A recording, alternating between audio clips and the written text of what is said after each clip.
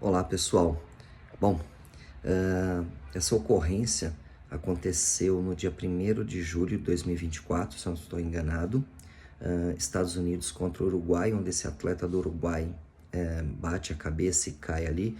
Não dá para ter a certeza se ele está inconsciente, consciente, desorientado ou confuso. E aí foi me mandado esse vídeo e me pediram para que eu fizesse as considerações, e várias pessoas fizeram a seguinte pergunta: está certo colocar o colar cervical? Está certo colocar na prancha rígida? Está certo estabilizar com as mãos? E a forma como ele estava sendo deslocado ali, que o socorrista estava naquela posição? Bom, eu vou usar aqui três evidências para fazer meus comentários, mas existem outras. Eu vou seguir aqui o PHTLS 10ª edição, ainda até o exato momento nós não temos essa edição em português. Vou usar esse artigo científico que fala de um trabalho que ele pegou 60 adultos saudáveis e colocou 5 tipos de colar cervical e acompanhou por 3, 5 e 20 minutos e viu o que aconteceu na pressão intracraniana, e vou seguir esse protocolo da FIFA, porque ele tem várias recomendações sobre o atendimento de emergência no futebol, tá bom? Mas existem outras. Então vamos lá. A questão foi, a equipe chegou, deve ter feito uma boa avaliação, encontrar os critérios definidores para o trauma de coluna. Então, por exemplo, no curso eu gosto muito de seguir o critério lá do Nexus, junto com o CCR. Então, a equipe deve ter aplicado algum critério definidor, por exemplo, vou seguir um aqui que a FIFA cita, que é o Nexus. Escala de coma de Glasgow menor que 15? Se sim, é indicação de restrição de movimento da coluna.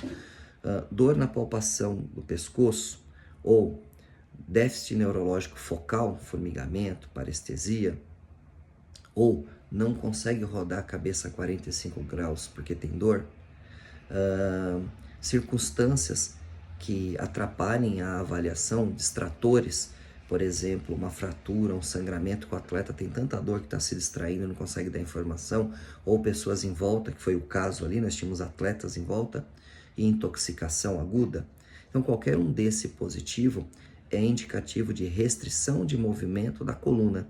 Então, por exemplo, vamos supor que deu tudo negativo, mas nós tínhamos um ponto positivo ali, fator distrator ou distrativo, que são pessoas em volta atrapalhando. E a equipe falou, olha, é indicativo de restrição de movimento da coluna.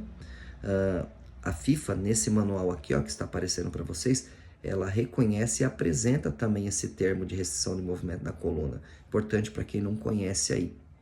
Bom, diante desse indicativo, eu vou fazer a restrição. Quais são as formas de fazer a restrição? Quais são as preferências? Verbal, fulano, não se mova, fala para esse atleta não se mover. A FIFA cita isso, por exemplo. Não, verbal não dá. Então, o próximo, com as mãos, só com as mãos. Eu vou lá e estabilizo.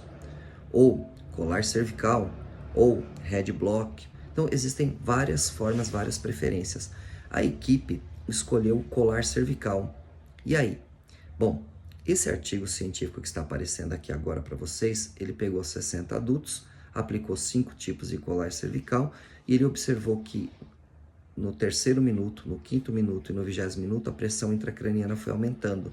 E esse é um exemplo, mas existem vários artigos apontando que o colar cervical potencializa o aumento de pressão no crânio. Pior ainda se essa pessoa estiver deitada a 0 graus dentro de uma ambulância, tá bom? O deslocamento da ambulância favorece. Bom, mas tá, se aumenta, a equipe agiu certa? Talvez sim. Por quê? O PHTLS, ele fala que o colar cervical é uma restrição de movimento também indicada.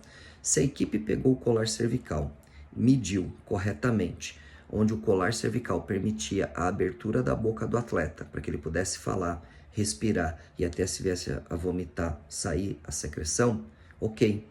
Se eles colocaram o colar cervical e ele permitia pelo menos um espaço de aproximadamente um dedo, que não apertava a veia jugular, o seio carotídeo, ok. Então quer dizer o seguinte, o colar cervical, talvez bem instalado, ele vai evitar ou ele não vai deixar ter esse aumento da pressão no crânio. Não estou afirmando que isso é fato, mas talvez a equipe não agiu errado, seguindo aí essas recomendações. A equipe tinha critério definidor, ela sabia que tinha indicação, ela sabia colocar o colar cervical e ela sabia as contraindicações. É isso que eu estou acreditando, não estou falando que isso é fato, tá ok? Bom, e estabilizar a cabeça com as mãos? Foi certo, porque o colar cervical só protege flexão e extensão, inclinação e rotação não. Então ele foi lá e manteve com as mãos, sem um head block. De repente, porque ele ficou preocupado, porque a vítima poderia vir a vomitar, convulsionar e ficaria mais fácil para colocar no chão e tirar o colar. Talvez não deu tempo de colocar o head block, não importa, mas ele estava fazendo uma das preferências, a restrição com as mãos. E o andar foi perfeito, esse, né, não temos nem que discutir, ele foi andando para frente. Então, o escolher o colar cervical, colocar sim ou não, nós sabemos, colar cervical aumenta a pressão no crânio, você tem que saber primeiro instalar ele, você tem que saber se ele está de uma forma que não vai potencializar a alteração ventilatória e neurológica. Você tem que saber as contraindicações, saber a hora de retirar e também lembrar que existem fatores que não dá para colocar o colar cervical. Então eu vou ver se eu gravo um vídeo logo aí sobre isso. Quais são os 4 pontos que contraindicam classicamente o colar cervical não dá para colocar. Um deles, claro, é o aumento, é o sinal do aumento de pressão no crânio, tá bom? Então fica aqui minhas considerações. Lembrando vocês, assistam um vídeo sobre princípios e preferências. Antes da gente criticar um procedimento, uma atitude, uma técnica, temos que entender qual foi a preferência. O princípio foi restrição de movimento da coluna, para proteger a coluna. A preferência escolhida, por que ela foi escolhida? Ela depende aí de alguns fatores que é importante vocês saberem. Então não vamos criticar sem conhecer as preferências. Espero ter ajudado vocês aqui, hein?